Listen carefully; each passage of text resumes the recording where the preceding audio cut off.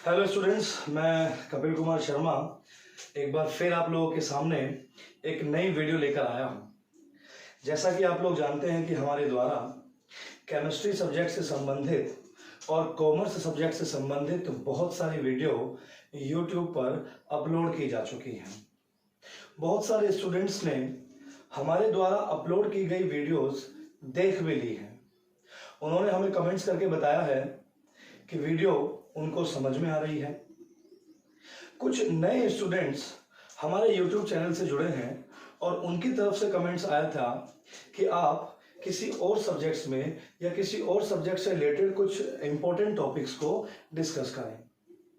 तो नए नए टॉपिक्स को डिस्कस करने के लिए थोड़ा सा टाइम चेंज करना पड़ता है और थोड़ा सा अपना रास्ता चेंज करना पड़ता है, लेकिन स्टूडेंट्स के कहने पर एक नई वीडियो जो क्लास 10th के बच्चों के लिए हम लोग आज स्टार्ट कर रहे हैं।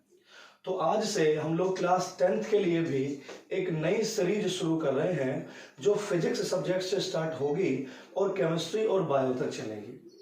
जैसा कि आप लोग जानते हैं कि क्लास 10th के स्टूडेंट्स के पास साइंस की एक ही बुक होती है जिसमें तीनों पार्ट्स होते हैं।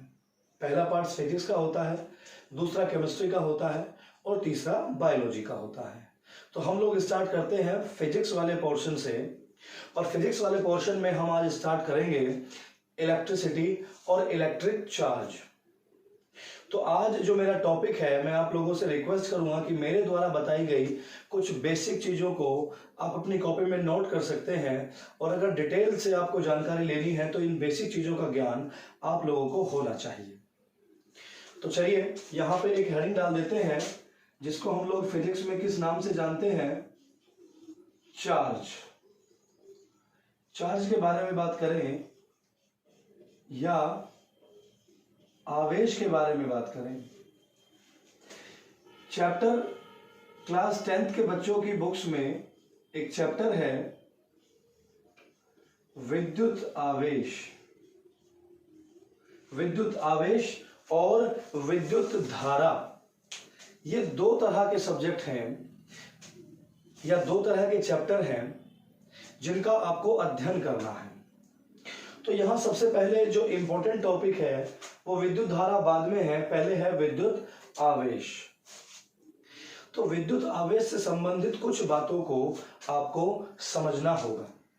जैसा कि आपने मेरे द्वारा बताई गई केमिस्ट्री की वीडियो देखी होंगी, उसमें भी मैंने आपको चार्ज के बारे में बताया है कि चार्ज या आवेश क्या होते हैं। तो आवेश के बारे में बताया था कि जितने भी द्रव्य हैं वो सब किन से मिलकर बने होते हैं, परमाणुओं से मिलकर बने होते हैं। और परमाणुओं में क्या उपस्थित होते हैं, इलेक्ट्रॉन, प्रोटॉन और न्यूट्रॉन उपस्थित होते हैं। तो किसी परमाणु पर इलेक्ट्रॉन की अधिकता के कारण, अधिकता का मतलब है कि अगर परमाणु पर इलेक्ट्रॉन बढ़ जाए, इलेक्ट्रॉनों की संख्या ज्यादा हो जाए, तो उस परमाणु पर कौन सा आवेश आ जाता है, ऋण आवेश आ जाता है, मतलब माइनस का चार्ज आ जाता है। और अगर किसी द्रव पर, किसी वस्तु पर इलेक्ट्रॉनों की कमी हो जाती है तो उस पर कौन सा आवेश आ जाता है, धन आवेश आ जाता है। यहां आवेश के बारे में कुछ जानकारी लेने की कोशिश करते हैं कि विद्युत आवेश यहां पर एग्जैक्टली क्या होता है। सबसे पहले हम लोग यहां एक इंपॉर्टेंट पॉइंट लिखने की कोशिश करेंगे कि जो आवेश होता है, आवेश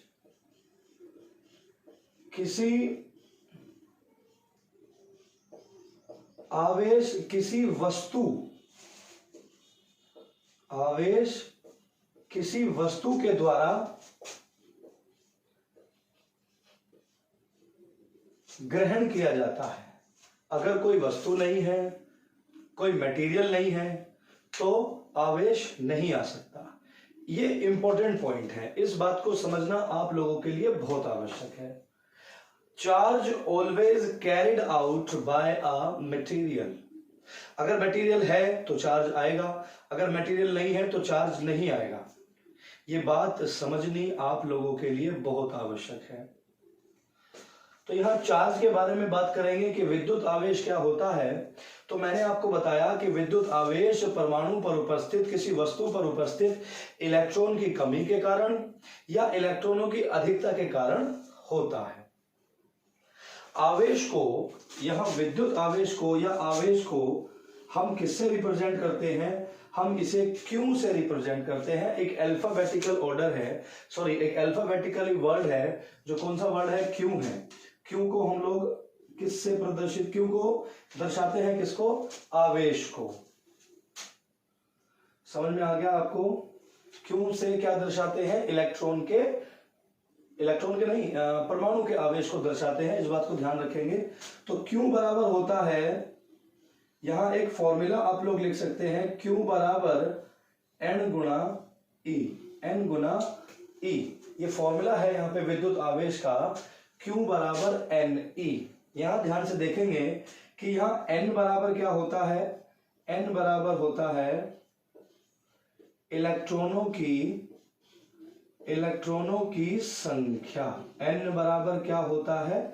इलेक्ट्रॉनों की संख्या। N बराबर होता है इलेक्ट्रॉनों की संख्या। और E बराबर क्या होता है? E बराबर होता है इलेक्ट्रॉन का आवेश। वैसे इलेक्ट्रॉन के ऊपर कौन सा आवेश आता है? इलेक्ट्रॉन के ऊपर इकाई ऋणावेश आता है, मतलब माइनस का चार्ज आता है। लेकिन उस माइनस के चार्ज की वैल्यू क्या होती है, उसका मान क्या होता है? तो E की जगह पे हम लोग रखते हैं 1.6 इंटू 10 की पावर 19 कूलाम रखते हैं। कूलाम के कारण ही हम आवेश को किससे प्रदर्शित करते हैं? Q से प्रदर्शित करते हैं। आप सब लोग इसे नोट कर सकते हैं, ध्यान से लिख सकते हैं सभी के सभी स्टूडेंट्स।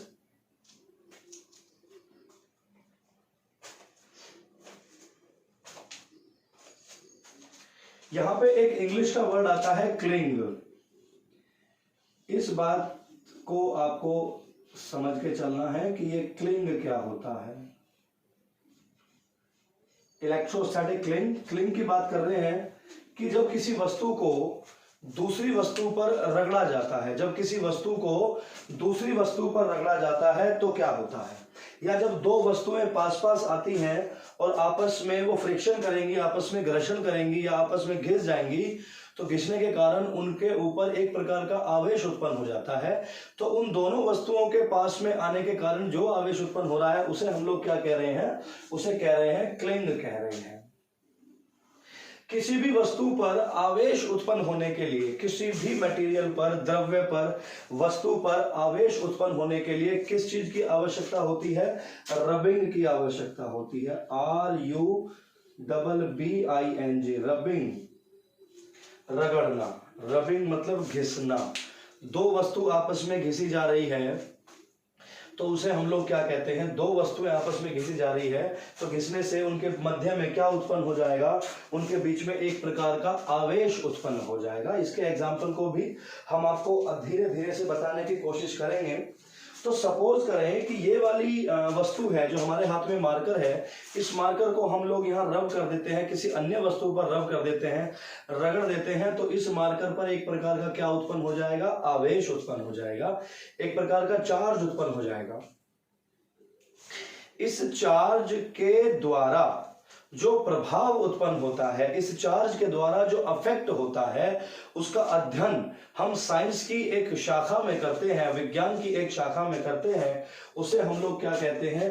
उसे कहते हैं इलेक्ट्रोस्टैटिक। क्या कहते हैं उसे कहते हैं हम लोग ध्यान से देख सकते हैं, उसे कहते हैं इलेक्ट्रोस्टैटिक। थोड़ा सा ध्यान देने की कोशिश करेंगे कि उसे क्या कहते हैं? इलेक्ट्रोस्टैटिक। जब किसी वस्तु पर आवेश उत्पन्न हो जाता है तो उस आवेश के कारण जो प्रभाव होता है, उस प्रभाव का अध्ययन हम लोग क्या करते हैं? उस प्रभाव का जो अध्ययन है वो कहाँ करते हैं?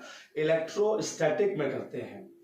चार्ज के बारे में थोड़ा सा जानने की कोशिश करेंगे। हम लोग इसे मिटा देते हैं, थोड़ा ध्यान देने की कोशिश करेंगे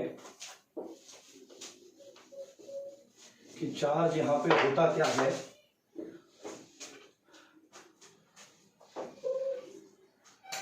चार्ज के बारे में कुछ एग्जाम्पल देने की कोशिश करते हैं। जैसे हम लोग बात करते हैं ग्लास की, तो दो ग्लास की रोड ले लेते हैं। ग्लास की रोड मतलब कांच की बनी हुई दो प्लेट ले लेते हैं, और इन दो प्लेटों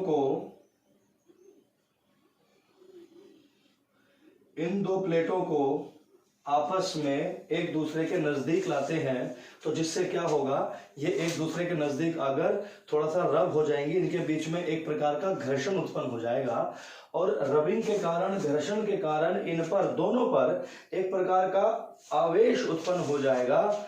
उस आवेश को, उस चार्ज को हम किस तरीके से दिखा सकते हैं कि जब इन दोनों पर आवेश उत्पन्न हो जाता है और इन वस्तुओं को नजदीक लाया जाता है, तो ये एक दूसरे से क्या होती हैं, ये एक दूसरे से दूर भागती हैं। ये एक दूसरे से क्या होती है, दूर भागती हैं। उसे हम लोग क्या कहते हैं, आपको थोड़ा सा ज्ञान होगा, उसे कहते हैं हम लोग प्रतिकर्षण कहते हैं।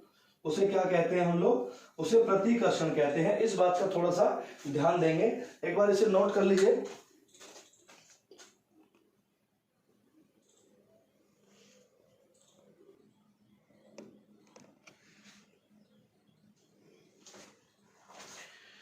कुछ समस्या आ गई थी, इस वीडियो को कंटिन्यू करते हैं। तो मैं आपको बता रहा था, इस वाले एग्जाम्पल को हम लोग दोबारा लेके चलते हैं कि दो रोड ले लीजिए किसकी, और वो भी रोड किसकी ले लेते हैं हम लोग, कांच की ले लेते हैं, और इन दोनों कांच की छड़ों को हम लोग आपस में एक दूसरे से क्या कर देंगे, घिस देंगे। एक दूसरे से घिस सकते हैं, या उस कांच की रोड को या उस छड़ को हम किसी अन्य वस्तु से भी घिस देंगे। तो दो कांच की छड़ें हैं, अलग अलग जगह घिसी गई हैं, तो उन दोनों को जब हम कांच की छड़ को नजदीक लाते हैं तो वो एक दूसरे के नजदीक नहीं आती, एक दूसरे के पास नहीं आती। उनका क्या होता है, उनके बीच में प्रतिकर्षण होता है। क्या होता है, उनके बीच में प्रतिकर्षण होता है। तो यहाँ पे हम लोग एक पॉइंट लिख सकते हैं आसानी से, जिसे हम लोग क्या कहते हैं, जिसे कहते हैं रिपल्शन। रिपल्शन को हिंदी में क्या कहते हैं, प्रतिकर्षण। क्या कहते हैं, रिपल्शन को कहते हैं प्रतिकर्षण।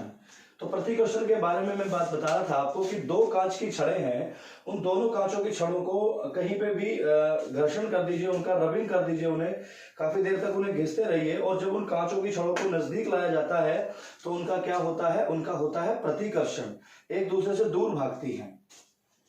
उसका मुख्य कारण क्या है वो अभी मैं थोड़ी देर में बताऊंगा। लेकिन अगर इस कांच की एक छड़ को रगड़ने के बाद किसी दूसरी वस्तु, जैसे सपोज करें कागज के पास ले जाते हैं, तो कागज इसकी तरफ तुरंत आकर्षित हो जाता है। उसका भी एक एग्जांपल बताते हैं कि सपोज करें कि एक कांच की छड़ ले लेते हैं, हम लोग कांच की छड़ ले लेते हैं और साथ में एक प्लास्टिक का टुकड़ा ले लेते हैं। यहां लिख सकते हैं प्लास्टिक, और यहाँ क्या लिख सकते हैं, ग्लास लिख सकते हैं। ग्लास मतलब हमने शीशे की जो है एक छड़ ले ली है और एक प्लास्टिक का टुकड़ा ले लिया है, दोनों को कहीं पे रगड़ दिया है, कहीं पे हम लोगों ने उनके बीच में घर्षण करा दिया है या रबिंग कर दी है। तो उससे क्या होगा, जब इन दोनों छड़ों को या दोनों वस्तुओं को नजदीक लाया जाएगा तो ये दोनों एक दूसरे से चिपक जाएंगे। तो हम उन्हें क्या कहेंगे कि उनके बीच में एक प्रकार का क्या हो गया, उनके बीच में एक प्रकार का आकर्षण हो गया। उनके बीच में एक प्रकार का आकर्षण या अट्रैक्शन बोल सकते हैं। तो यहां मेरे द्वारा जो बताई गई बातें हैं, उनका मेन जो पॉइंट ऑफ व्यू है वो ये है कि यदि अलग अलग वस्तुओं को रबिंग किया जाता है, जैसे ये ग्लास है, ये प्लास्टिक है, अगर अलग अलग वस्तुओं को रबिंग करके नजदीक लाया जाता है तो उनका क्या हो जाता है, उनके बीच में आकर्षण हो जाता है, चिपक जाती है। क्योंकि जब इसको रबिंग किया जाएगा तो इसके ऊपर एक प्रकार का चार्ज हो जाएगा, जब इसको रबिंग किया जाएगा तो इसके ऊपर एक प्रकार का क्या आ जाएगा, चार्ज आ जाएगा, एक प्रकार का आवेश आ जाएगा। लेकिन वस्तुएं अलग अलग हैं, इसका मतलब इनके ऊपर चार्जेस भी अलग अलग होते हैं, और जब इनको नजदीक लाया जाता है तो इनके बीच में आकर्षण होता है, ये चिपक जाते हैं। अगर हम दोनों के दोनों को क्या लेके चलते हैं, दोनों के दोनों ग्लास, दोनों वस्तुएं कैसी हैं हमारी, कांच की हैं या दोनों के दोनों प्लास्टिक की हैं, और उन दोनों वस्तुओं को रबिंग करने के बाद जब नजदीक लाया जाता है तो उनके बीच में क्या होता है, एक प्रकार का प्रतिकर्षण होता है, रिपल्शन होता है। इस बात को थोड़ा सा ध्यान में रखेंगे। तो जब इस प्रकार के आवेशों का अध्ययन किया गया तो आवेशों के बारे में बात बताई गई कि जो आवेश होते हैं वो दो प्रकार के होते हैं। पहला आवेश तो जो बताया हिंदी में यहां लिख देते हैं, सबसे पहले पहला आवेश होता है धन आवेश और दूसरा आवेश होता है कौन सा? दूसरा आवेश होता है ऋण आवेश। मतलब ये पॉजिटिव हो गया, ये पॉजिटिव हो गया और ये कौन सा हो गया? ये हो गया सर नेगेटिव हो गया। तो दो प्रकार के आवेश होते हैं जिनका अध्ययन किया गया बाद में, और इन्होंने ये बताया कि जब धनावेश और धनावेश, दो वस्तुओं पर धनावेश आ रहा है, दो तरह के आवेश हैं, तो जो धनावेश होते हैं जब नजदीक आते हैं तो वो आपस में मिलते नहीं है, उनके बीच में क्या होता है? प्रतिकर्षण होता है। या दोनों माइनस के होते हैं तो भी उनके बीच में प्रतिकर्षण होगा। लेकिन अलग अलग आवेश हैं, एक प्लस है एक माइनस है, तो उनके बीच में क्या होगा? एक प्रकार का आकर्षण होगा। इस पॉइंट को आप लोग एक बार नोट कर सकते हैं अपनी कॉपी में, आसानी से ध्यान देंगे।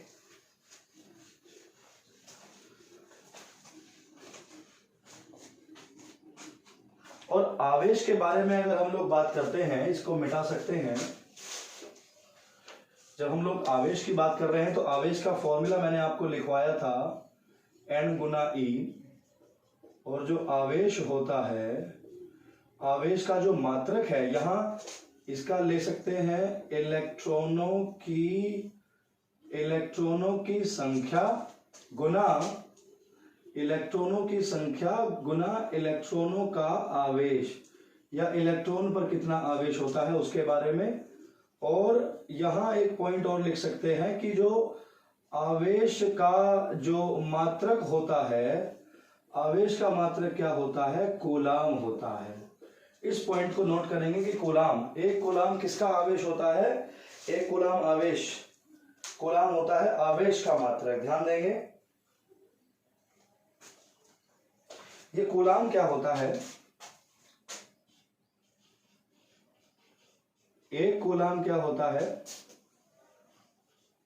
यह एक प्रकार का क्या है? विद्युत आवेश है। यह विद्युत आवेश 6 गुणा 10 की घात 18 इलेक्ट्रॉनों के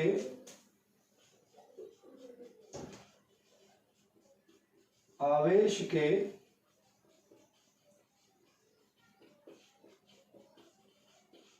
बराबर होता है। इस बारे में थोड़ा सा ध्यान देंगे। तो मेरे द्वारा कुछ जो टॉपिक हैं या कुछ पॉइंट जो हैं वो आप लोगों को जो है बताए जा रहे हैं, इस दिशा में आप लोग थोड़ा सा लगातार पॉइंट्स को जो है नोट करते रहेंगे, इंपॉर्टेंट हेडिंग को नोट करते रहेंगे। अब इसके बाद जो मैं आपको थोड़ा सा या कुछ जानकारी जो देने की कोशिश करूंगा, वो कोशिश करूंगा विद्युत धारा के विषय में। तो आगे आने वाली वीडियो को प्राप्त करने के लिए आप हमारे YouTube चैनल ग्रीनफील्ड एकेडमी को लगातार सब्सक्राइब करते रहें, जिससे आगे की वीडियो आपको समय से प्राप्त होती रहे। नमस्कार।